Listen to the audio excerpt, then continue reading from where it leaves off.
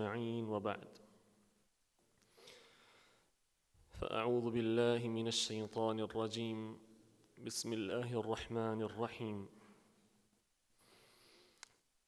يا أيها الذين آمنوا لا تلهكم أموالكم ولا أولادكم عن ذكر الله ومن يفعل ذلك فأولئك هم الخاسرون۔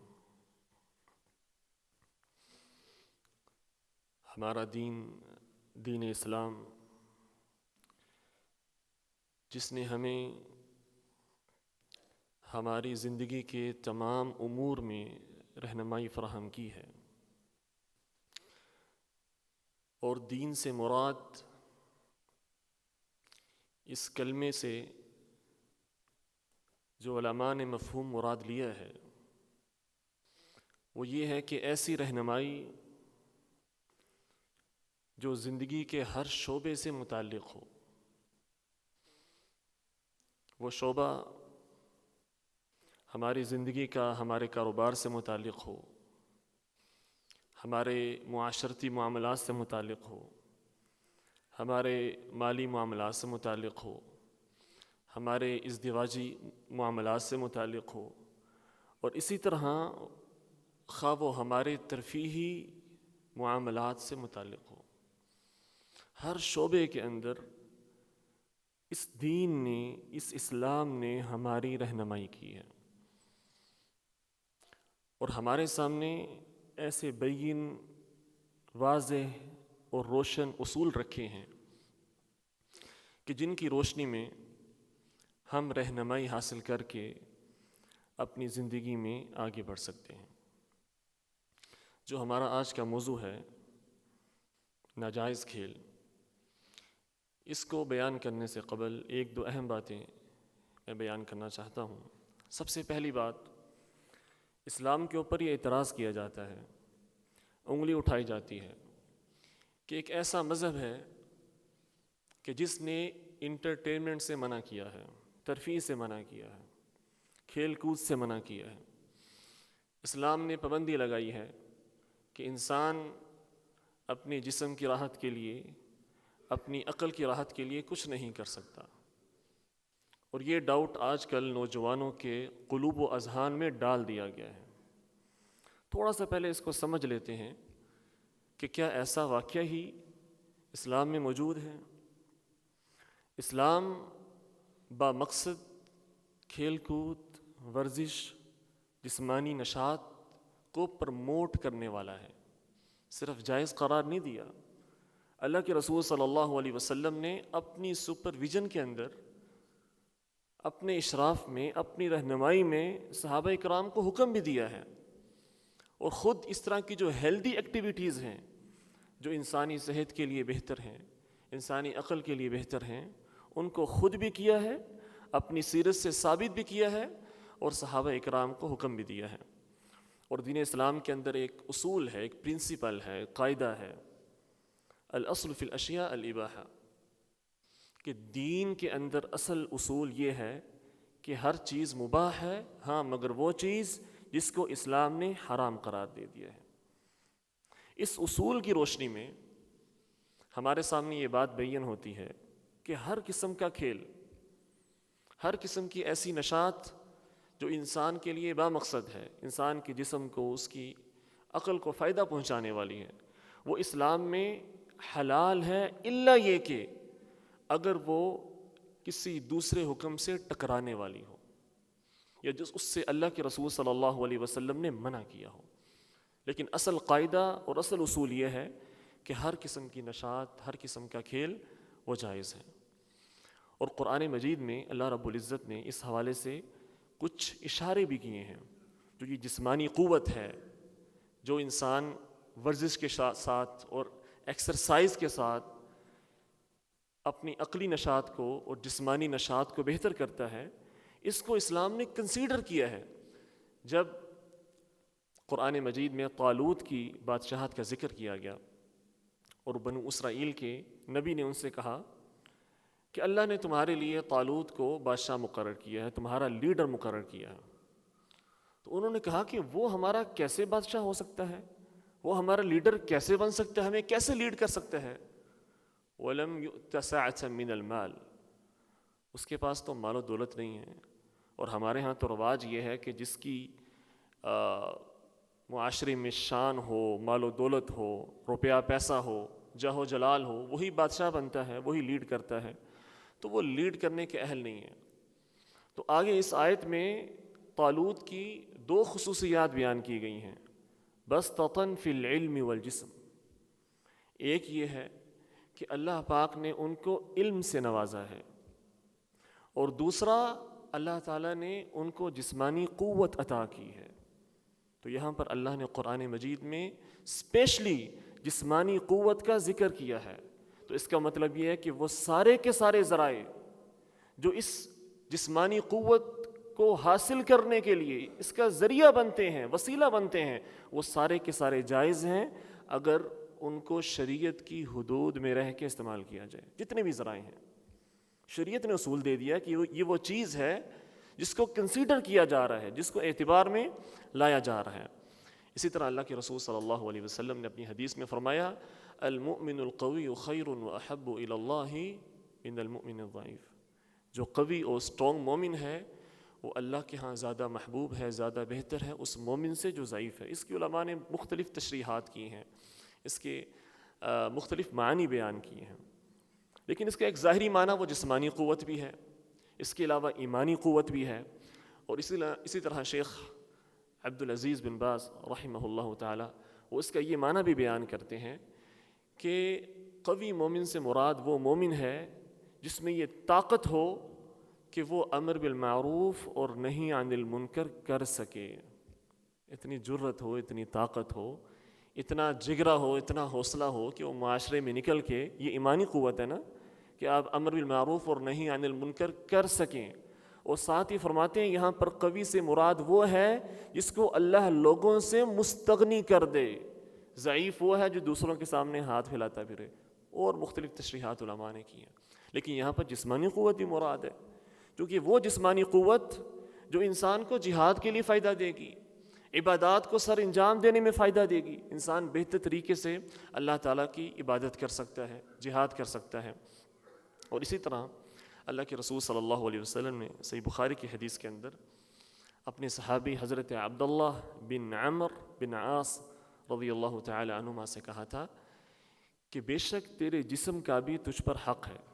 جب انہوں نے اس بات کا عہد کیا کہ اب میں نے عبادات میں اتنا بڑھ جانا ہے, اتنا بڑھ جانا ہے کہ میں نے مسلسل روزے ہی رکھنے ہیں اور رات کا قیام ہی کرنا ہے, تو اللہ کے رسول صلی اللہ علیہ وسلم نے ان کو بلا کر یہ بات کہی تھی کہ تیرے جسم کا تجھ پر حق ہے.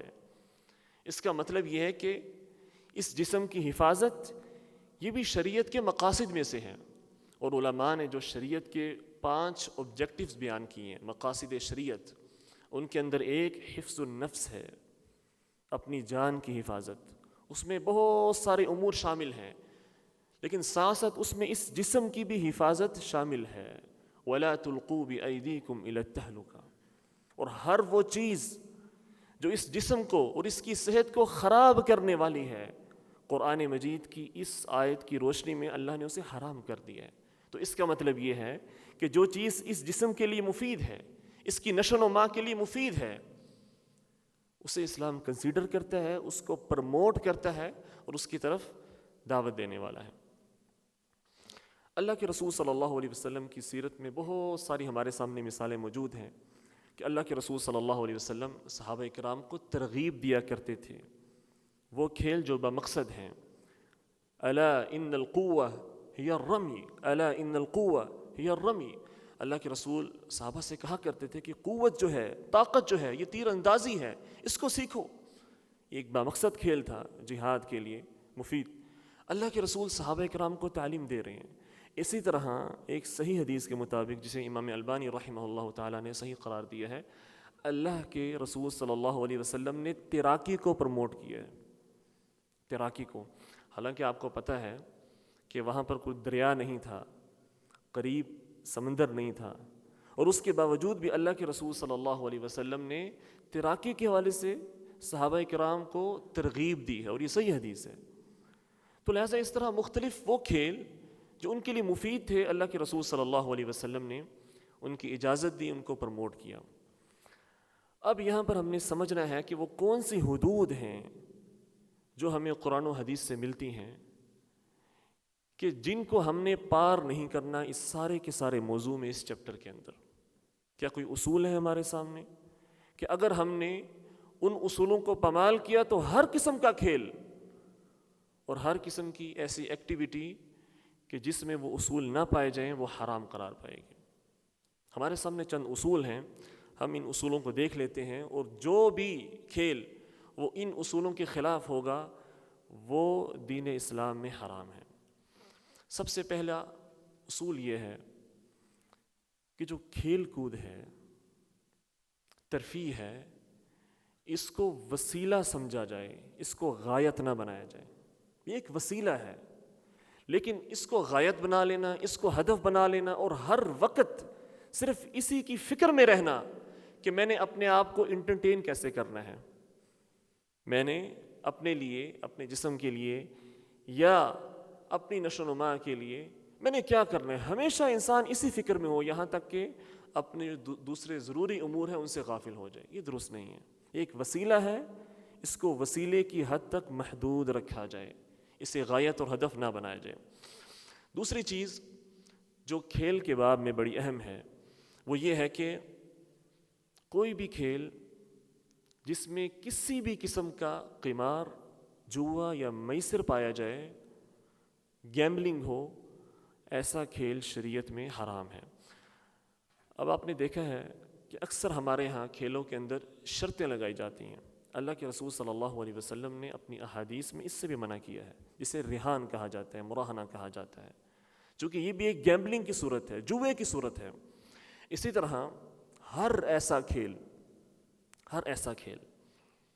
ہر ایسا کمپٹیشن، ہر ایسا مقابلہ جس میں داخل ہونے کے لیے انسان فیس دے اور عوض لے کر انسان اس میں پارٹیسپیٹ کرے، اس کی مختلف صورتیں ہیں، میں اختصار کے ساتھ بیان کر دیتا ہوں۔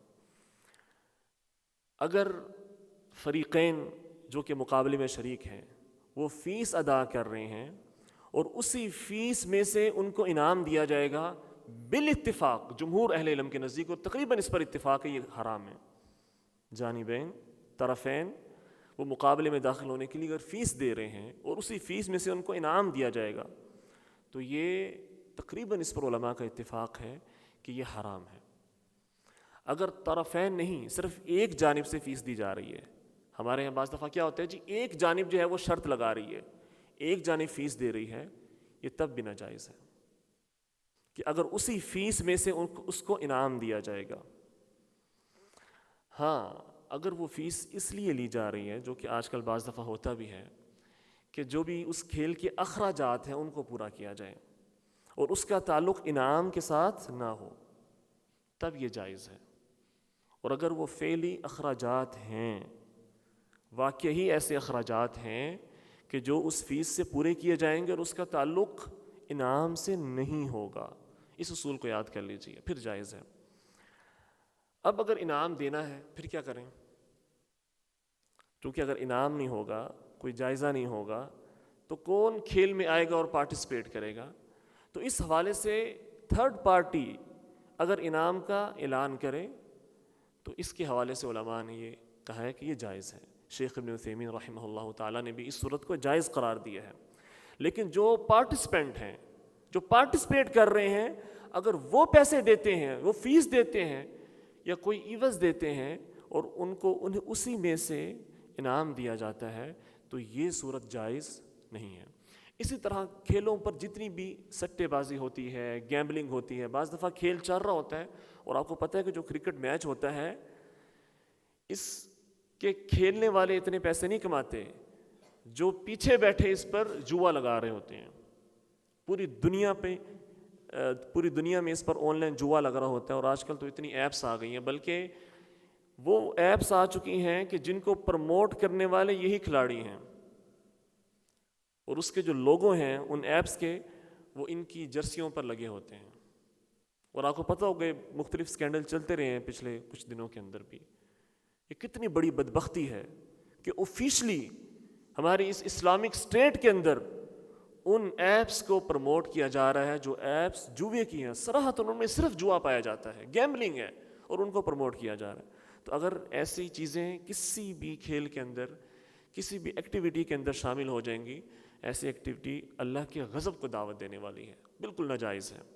اسی طرح اس میں تیسرا پوائنٹ یہ ہے کہ ہر ایسا کھیل، ایکٹیویٹی جو انسان کو فرائض سے اور جو اللہ نے اس پر واجبات رکھے ہیں اس سے غافل کرنے والی ہو، اس سے دور کرنے والی ہو۔ آپ کوئی بھی کھیل کھیل رہے ہیں، اگر اس کا ٹائم نماز کے ٹائم سے متعارف ہے، حی علی الصلاۃ اور حی علی الفلاح کی صدا کے بعد بھی آپ کوئی بھی کھیل کھیل رہے ہیں، کوئی کام بھی کر رہے ہیں، حتیٰ کہ کوئی نفلی عبادت بھی کر رہے ہیں، اور اگر نماز کھڑی ہو چکی ہے نا اور فرض کا ٹائم ہو چکا ہے، تو اب آپ کو وہ چیز، وہ ایکٹیویٹی چھوڑنی پڑے گی، وہ آپ کے لیے جائز نہیں ہے۔ نفلی عبادت بھی ہے اور فرض نماز کھڑی ہو چکی ہے، سب سے پہلے حق اس فرض نماز کا ہے کہ وہ ادا کی جائے گی۔ اس لیے اللہ نے قرآن میں فرمایا یا ایھا الذین آمنوا لا تلہکم اموالکم ولا اولادکم عن ذکر اللہ، اور جو قرآن مجید میں فتنہ کہا گیا نا اولاد کو اور اموال کو، وہ اسی ضمن میں کہا گیا ہے، چونکہ یہ وہ اشیاء ہیں جو بعض اوقات انسان کو اللہ کے ذکر سے غافل کرنے والی ہیں۔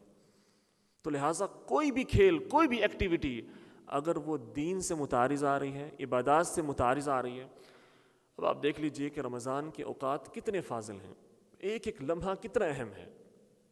کیا یہ لمحات ایسے ہیں کہ ان کو ضائع کیا جائے کرکٹ میچز کے اوپر، کھیلنے یا دیکھنے کے اوپر؟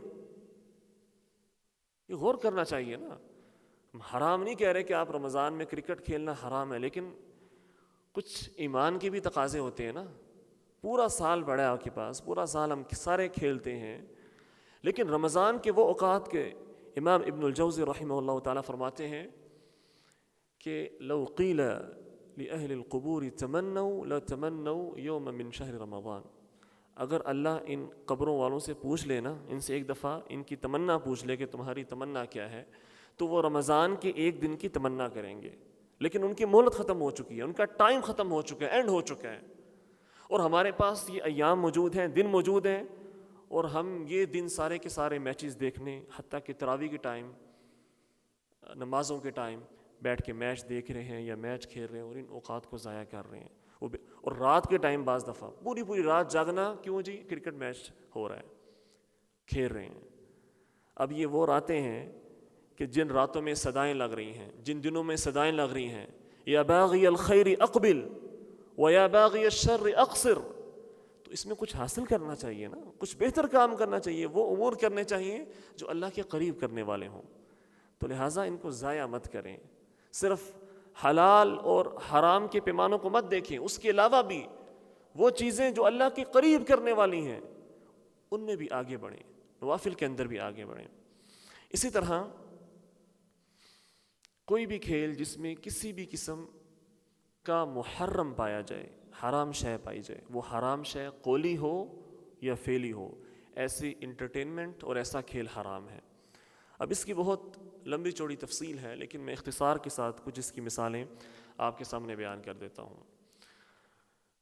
قولی طور پر حرام چیزیں بعض دفعہ کھیلوں کے اندر پائی جاتی ہیں یا ایکٹیویٹیز کے اندر پائی جاتی ہیں، جھوٹ، مذاق، ایسے ڈرامے لوگوں کو دکھائے جاتے ہیں کھیل کے نام پر، انٹرٹینمنٹ کے نام پر، جو صرف و صرف جھوٹ ہے، سخریہ ہے، مذاق ہے، دوسروں کی تضحیک ہے، اور اللہ کے رسول صلی اللہ علیہ وسلم نے فرمایا ایسے انسان کے لیے بربادی ہے جو 4 بندوں کو ہنسانے کے لیے جھوٹ بولے، اور 3 دفعہ فرمایا ویل اللہ ویل اللہ ویل اللہ، بربادی ہے۔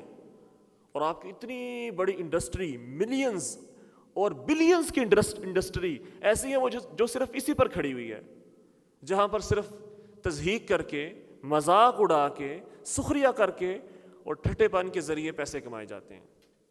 ایسے ٹی وی شوز موجود ہیں آپ کے سامنے، صرف لوگوں کو ہنسانے کے لیے باتیں بنائی جاتی ہیں، جھوٹ گھڑے جاتے ہیں، تہمتیں لگائی جاتی ہیں، اور سارے کے سارے ہنس رہے ہوتے ہیں اور ہم بھی بیٹھ کے دیکھ رہے ہوتے ہیں اور خوش ہو رہے ہوتے ہیں کہ چلیں، اس سے جو ہے وہ ہنسنے سے انسان کا خون بڑھتا ہے، اور جو ایمان کم ہو رہا ہے، جو ایمان کا جنازہ نکل رہا ہے، اس کی فکر نہیں ہے، بس خون بڑھنے کی فکر ہے۔ تو یہ ہماری حالت ہو چکی ہے۔ تو اس طرح کے جو قولی محرمات ہیں، یاد رکھیں یہ بھی اس فعل کو حرام قرار دیتے ہیں. ایسا کام کرنا یا دیکھنا یہ شرعی طور پر درست نہیں ہے. جھوٹ بولنا بھی منع ہے. اسی طرح اگر انسان جھوٹ سننے کو پسند کرے یہ بھی حرام ہے. جھوٹ سننے کو پسند کرنا اور اس محرم چیز پر خوش ہونا اور راضی ہونا یہ بھی حرام ہے. اس چیز پر بھی ہماری توجہ ہونی چاہیے. اسی طرح اگر اس کے اندر موسیقی ایڈ ہو, میوزک ایڈ ہو, اور آج کل یہ اتنا نارمل ہو گیا ہے, اس کو نارملائز کر دیا گیا ہے. اگر آپ اس کی بات کریں نا, اکثر اوقات جب اس کی بات کی جاتی ہے کہ ایسی ایکٹیویٹیز جن کے اندر موسیقی داخل کر دی گئی ہے, دنیا کی ہر چیز میں ڈال دی گئی ہے, یہ حرام ہے. یہ آپ کے قومی ترانے کے اندر ہو تب بھی حرام ہے, یہ دنیا کے کسی نشید کے اندر ہو حرام ہے. لیکن اس کو اتنا نارملائز کر دیا گیا ہے کہ نوجوان عقل اب قبول کرنے کو تیار نہیں ہے. وہ کہتے ہیں کہ ہمیں اب کوئی اور موقف دیا جائے. یہ چیز اتنی عام ہو چکی ہے کہ اب اس کو چھوڑنا پاسبل نہیں ہے. تو مسئلہ یہ ہے کہ جب ہم نے ہر چیز کے اندر ہی ایک حرام ایلیمنٹ ایڈ کر دیا ہے تو اب ہمیں جو ہے حلال کہاں ملے گا؟ جب ہم نے خود ہر چیز کو حرام قرار دے دیا ہے, خود حرام کیا ہے اس کو. اللہ نے حرام نہیں کیا تھا. اللہ نے ایک ایکٹیویٹی جائز قرار دی, ہم نے اس میں حرام ایلیمنٹ ایڈ کر دیا, اب وہ حرام ہو گئی.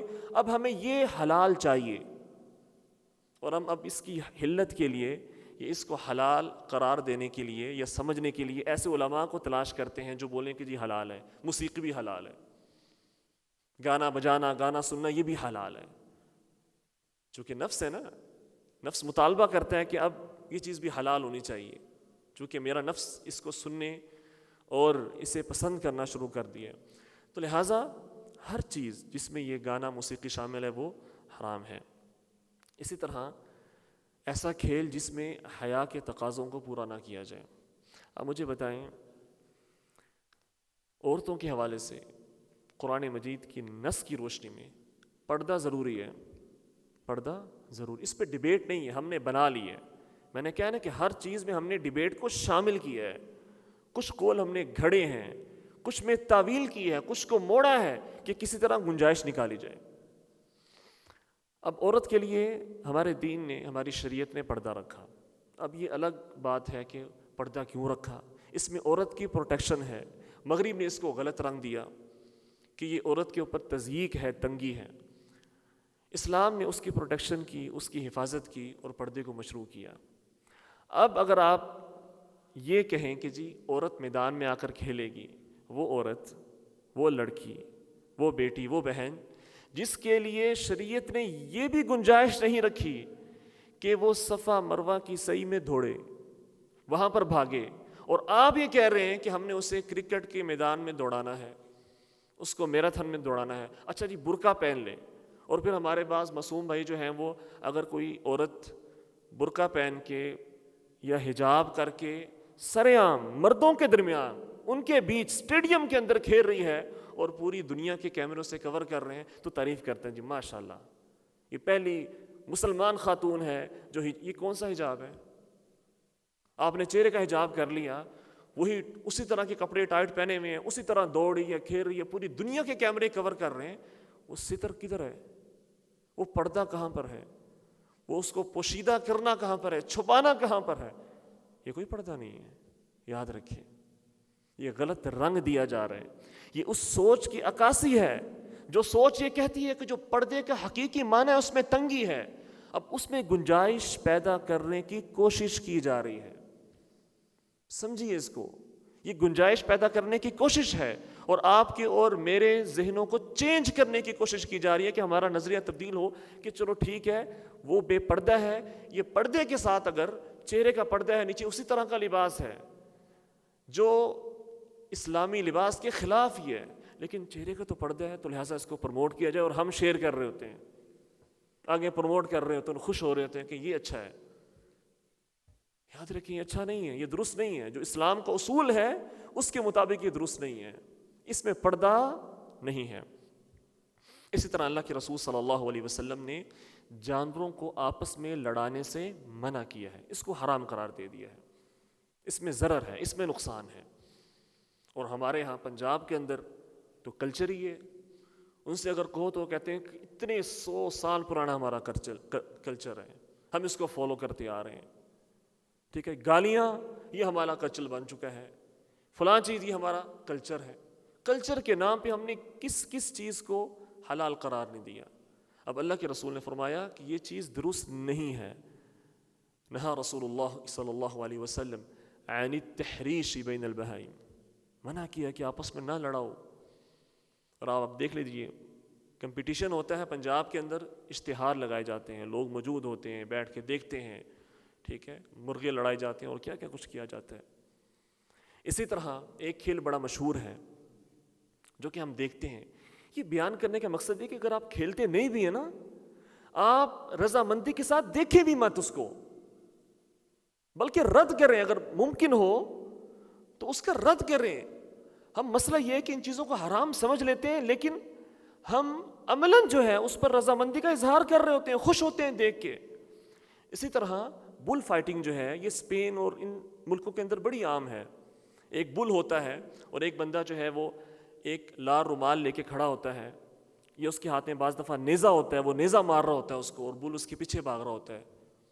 یہ بھی ناجائز ہے، یہ حرام ہے، اور اس کے اوپر سعودی عرب کی سپریم کمیٹی کا متفق علیہ فتویٰ موجود ہے، جس کی سربراہی شیخ عبدالعزیز بن باز رحمہ اللہ تعالیٰ کر رہے تھے۔ یہ درست نہیں ہے اس طرح کے کھیل۔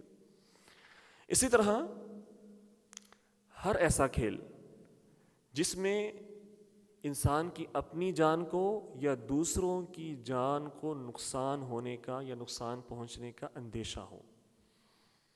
اب اس کے اوپر آئیں ذرا، یہ بہت بڑا باب ہے۔ اب یہاں پر ہمارے بعض اچھے ملتزم باشرہ لوگ بھی دائیں بائیں بات تو کرنا شروع کر دیتے ہیں کہ نہیں جی اس سے مراد یہ ہو سکتا ہے، اس سے مراد یہ ہو سکتا ہے، جس سے انسانی جان کو نقصان ہو سکتا ہے یا انسان اس کے ذریعے دوسرے کو نقصان پہنچا سکتا ہے۔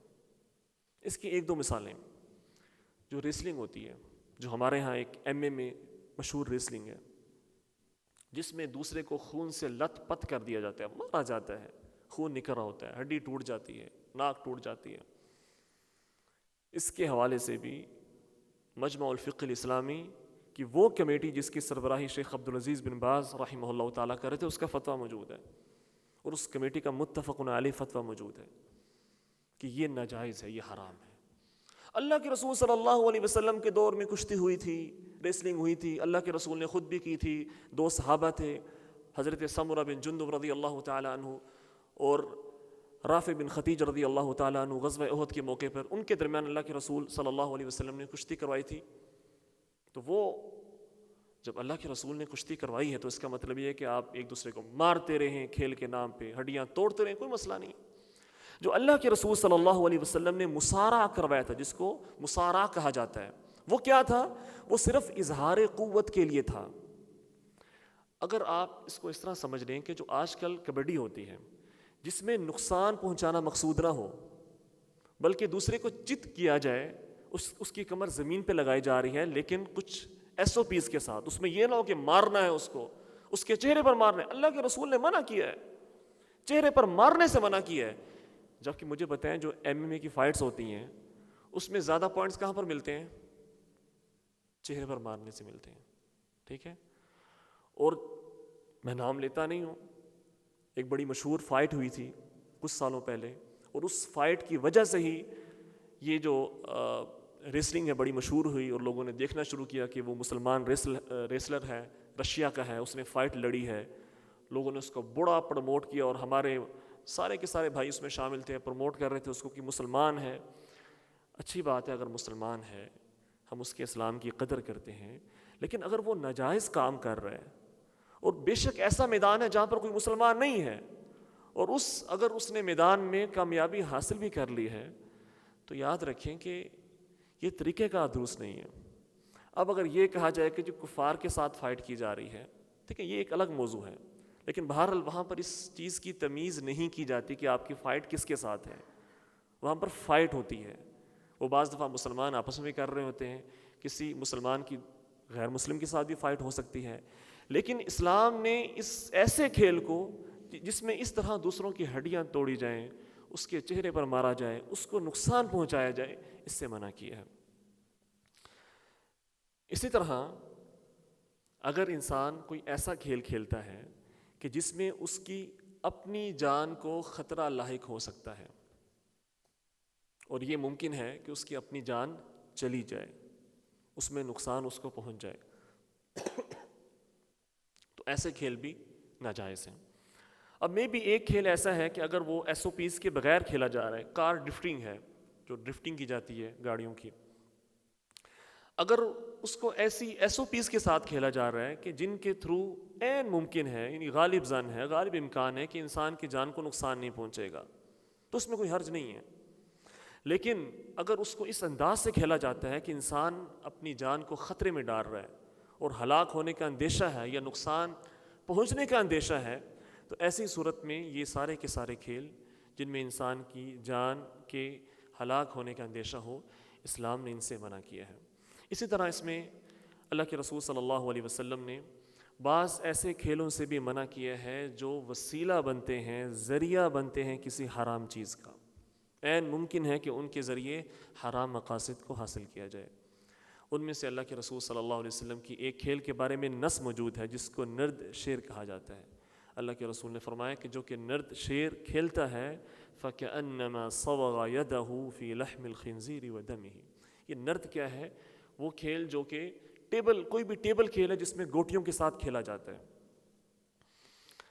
اب ہمارے ہاں ایک جو لڈو بڑی معروف ہے، اگر آپ تعمق کریں اور غور کریں نا، جو علماء نے نرد کی صورت بیان کی ہے، جو صورت علماء نے نرد کی بیان کی ہے، اس کھیل کی بیان کی ہے، وہ بعینی ہی منطبق ہوتی ہے لڈو کے اوپر، صورت منطبق ہوتی ہے، اس میں کسی کا علماء میں اختلاف نہیں ہے۔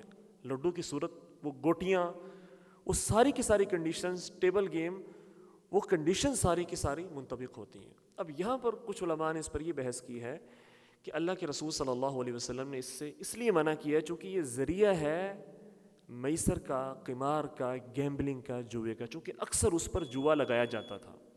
اور ایک روایت کے مطابق اللہ کے رسول صلی اللہ علیہ وسلم نے اس بات کی صراحت بھی کی، اس حدیث کے مختلف الفاظ ہیں، اور ایک روایت کے مطابق فرمایا کہ فَإِنَّهُمَا مِنَ الْمَيْسَرِ، یہ جوا ہے، تو اس لیے اگر تو اس پر جوا لگایا جائے پھر تو بالاتفاق وہ حرام ہوگی، لیکن اگر اس پر جوا نہ بھی لگایا جائے نا، تو بعض علماء نے اس کو خوارم المروءہ قرار دیا ہے، پھر بھی وہ وقار کے خلاف ہے، بعض نے تو حرام قرار دیا ہے اور بعض نے اس کو خوارم المروءہ، انسانی وقار، اسلامی وقار کے خلاف قرار دے کے فرمایا کہ اس سے احتراز کیا جائے، احتیاط کی جائے، اجتناب کیا جائے، ٹھیک ہے۔ اسی طرح شطرنج کے بارے میں بھی امام ابن تیمیہ رحمہ اللہ تعالیٰ نے بڑی لمبی تفصیل بیان کی ہے، اور اس میں بھی اسی اصول کو منطبق کیا ہے کہ اگر اس میں قمار، جوا یا اس طرح کا کوئی ایلیمنٹ موجود ہو پھر تو بالاتفاق وہ حرام ہے، لیکن اس کے باوجود بھی امام ابن تیمیہ رحمہ اللہ تعالیٰ نے ذکر کیا ہے کہ یہ خوارم المروءہ میں سے ہے، یعنی اسلامی وقار جو اللہ نے مقرر کیے ہیں، انسانی شرف جو دیا ہے، اسلامی شرف جو عطا کیا ہے مسلمانوں کو، اس کے خلاف ہے، اس سے احتراز کیا جائے، بچا جائے۔ تو بہرحال یہ شریعت کے کچھ اصول ہیں ہمارے سامنے کھیلوں کے حوالے سے، ان کی جو ڈیٹیلز ہیں، جزئیات ہیں، تفصیلات ہیں، وہ بہت زیادہ ہیں، لیکن بہرحال کوئی بھی ایکٹیویٹی، کوئی بھی کھیل، کوئی بھی کام ہم کریں، شریعت کی پاسداری، شریعت کے اصولوں پر عمل وہ بڑا ضروری ہے۔ یاد رکھیں، اگر دوسرے معاملات کے اندر اللہ کی حدود کو مد نظر رکھنا ضروری ہے، تلک حدود اللہ، جو اللہ نے وراثت کے باب میں فرمایا، اسی طرح ہر شرعی حکم میں شریعت کی حدود کو فالو کرنا ضروری ہے، اور وہی وَتِلْكَ حُدُودُ اللَّهِ وَمَنْ يَتَعَدَّ حُدُودَ اللَّهِ، وہی آیات یاد رکھیں ہماری زندگی کے ہر شعبے پر منطبق ہوتی ہیں۔ تو لہٰذا ہر کام، ہر معاملے سے پہلے انسان کو یہ تسلی کرنی چاہیے کہ میرا یہ کام، میرا یہ کھیل، میری یہ ایکٹیویٹی، نشاط، یہ اسلامی اصولوں کے مطابق ہے کہ نہیں۔ اللہ تعالیٰ سے دعا ہے کہ اللہ تعالیٰ ہم سب کو جو کچھ کہا گیا اس پر عمل کرنے کی توفیق عطا فرمائے۔ وآخر دعوانا ان الحمد للہ رب العالمین۔